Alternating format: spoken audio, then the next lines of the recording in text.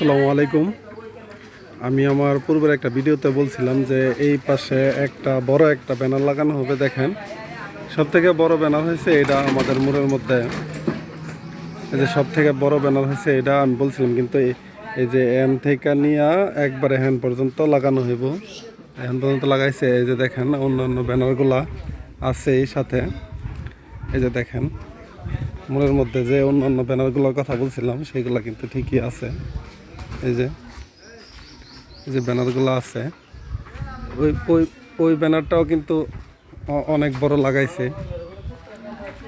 তো এখন আপনারাই বুঝেন, মানুষ এই বংচং জিনিসের মধ্যে, মানে যেই সব জিনিসের মধ্যে যে আরেকটা পতাকা লাগাইছে, দেখেন ব্রাজিলের পতাকা। এই যে একবারে যাইতেছে গা, এটা একবারে মনে করেন যে ব্রাজিল যাইতেছে গা। এই পতাকাটা ডাইরেক্ট ব্রাজিল, বাংলাদেশের মধ্যে কোনো স্থান নাই, ডাইরেক্ট ব্রাজিল যাইতেছে গা। আবার মুরের ওই পাশে একটা লাগাইছে আর্জেন্টিনার ব্যানার, ওইটা মনে করেন যে একবারে আর্জেন্টিনা যাইতেছে গা। কোনো ইয়া নাই এর মধ্যে যে আর্জেন্টিনা যাইতো না বা আর্জেন্টিনা যাওয়ার মধ্যে কোনো বাধা বিঘ্ন নাই। ওইটা মাথার উপরে লাগাইছে, একদম সাদা রয়েছে আপনার হারপিক কালার যেটারে কয় আর কি। তো এখন দেখা গেছে যে আপনি মানবিক কাজে কার কাছে 10টা টাকা চান, মানে কাউরে সাহায্য করতে হইব, 10টা টাকা চান, দেখেন আপনারা কেউ দিব না।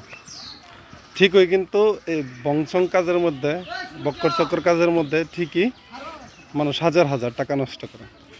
এই যে ব্যানারটা বানাইছে, এটার মধ্যে নিম্নতা ওই দিন শুনলাম যে 5 থেকে 7,000 না আরও বেশি, 8,000 টাকার মতো খরচ হয়েছে।